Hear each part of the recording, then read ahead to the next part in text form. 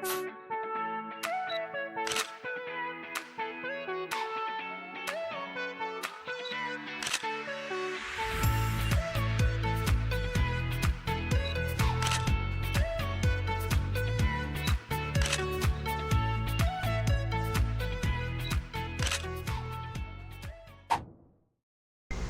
semua, kenalin nama aku Muhammad Fakbar dengan ujian NIM 036.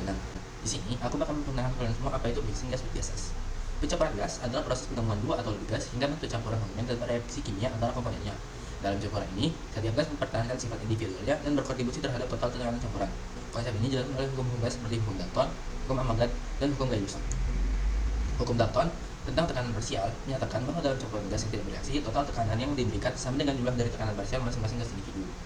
Hukum Avogadro tentang volume parsial menyatakan bahwa volume total campuran gas ideal sama dengan jumlah dari volume parsial masing-masing gas pada tekanan dan suhu yang sama.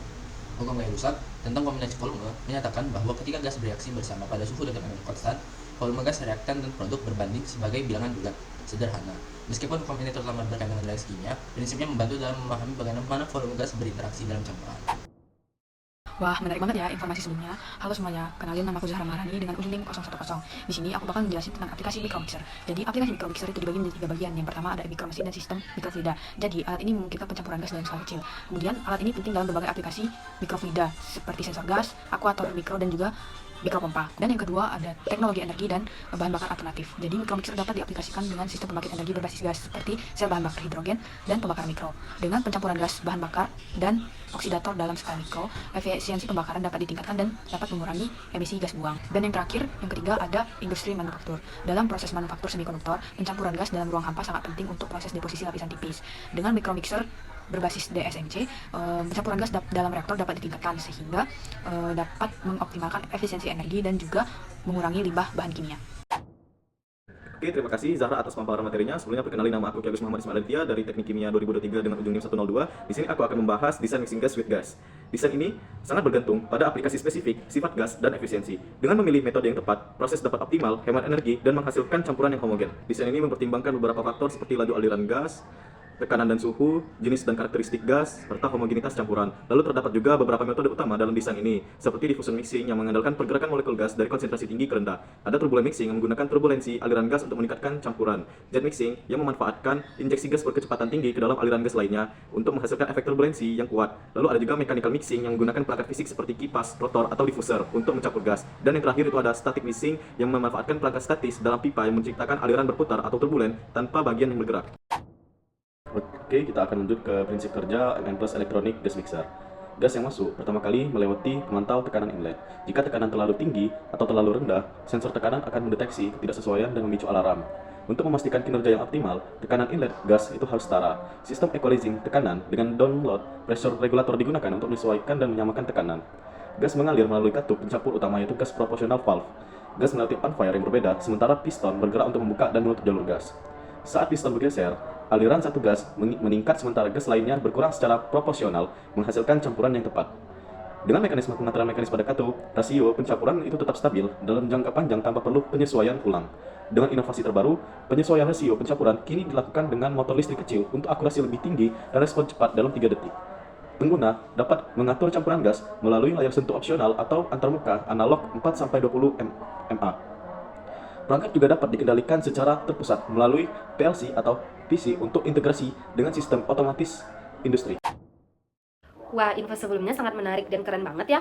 Hai semuanya, perkenalkan nama aku Dara Mutasari dengan ujung NIM 062. Kali ini aku akan membawa informasi penting tentang perhitungan pencampuran gas di dalam tangki reaktor.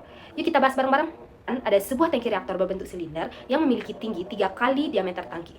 Tangki ini dirancang untuk mencampurkan 2 jenis gas secara homogen dengan laju alir total 7.500 meter kubik per hari. Proses pencampuran dilakukan menggunakan injektor gas dengan kecepatan gradien 721 per second. Dalam waktu tinggal gas dalam reaktor yaitu 35 detik. Jika kondisi operasi berada pada suhu 25 derajat Celcius dan dengan tekanan 1 atm serta kecepatan putaran kipas pencampuran yaitu 120 rpm, maka tentukanlah volume total tangki reaktor dan daya yang diperlukan untuk pencampuran gas di dalam reaktor tersebut.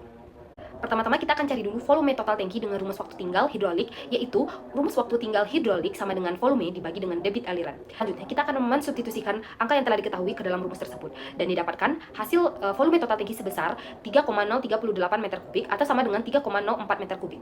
Selanjutnya, kita akan menghitung daya pencampuran menggunakan rumus yaitu viskositas dinamis udara dikali dengan G kuadrat dikali dengan volume. Maka selanjutnya kita akan mensubstitusikan angka-angka yang telah diketahui ke dalam rumus, dan dari perhitungan tersebut diperoleh daya pencampuran sebesar 28,52 watt. Gimana? Menarik kan belajar konsep mixing gas? Nah, di selanjutnya kita akan bahas tarik kasus lainnya yang gak kalah seru. Yuk, disimak! Halo semuanya, kenalin nama aku Anissa Didasvita dengan ujung NIM 068. Wah, terima kasih banyak ya untuk teman-teman yang udah memperjelas mengenai materi-materi mengenai mixing gas with gases. Nah, di sini aku bakalan ngasih tahu kalian satu contoh lagi mengenai kasus dari mixing gas with gases. Baik, kita langsung saja ke soal berikutnya. Nah, di soal ini itu diketahui bahwa tangki yang bervolume 35 liter yang mengandung oksigen dengan suhu 315 Kelvin dengan diketahui internal pressure-nya sebesar 190 atm. Ditanya, berapa banyakkah mol dalam gas yang tertampung dalam tangki tersebut? Nah, dari soal tersebut kita dapat mengetahui beberapa variabel. Yang pertama ada internal pressure ataupun tekanannya itu sebesar 190 atm, volumenya 35 liter, dan suhunya itu sebesar 315 Kelvin. Nah, diketahui juga bahwa ketetapan gas universal itu sebesar 0,0821 liter atm per mol Kelvin. Nah, karena ditanya dari soal itu berapa banyak mol gas, maka diketahui rumus untuk mencari nilai mol gas tersebut adalah PV per RT atau pressure dikali volume per konsentrat gas dikali dengan suhu. Maka hal-hal yang sudah kita ketahui sebelumnya itu disubstitusikan ke dalam rumus tersebut. Baik, didapatkan nilai N sama dengan PV per RT sama dengan 190 atm dikali 35 liter per 0,0821 Al atm per mol K dikali dengan 315 K. Maka didapat nilai hasil akhir setelah melakukan perhitungan menggunakan rumus tersebut, didapatkan hasil 200 mol of gas. Maka didapatkanlah hasil yaitu 200 mol gas yang terdapat di dalam tangki berukuran volume 35 liter. Baik, setelah berakhirnya penyelesaian kasus kedua ini dan berakhir pula materi kita pada hari ini. Terima kasih atas teman-teman atas perhatiannya dan semoga materi yang telah kami sampaikan dapat bermanfaat bagi teman-teman semua. Terima kasih. Wassalamualaikum warahmatullahi wabarakatuh. Sampai jumpa di video selanjutnya.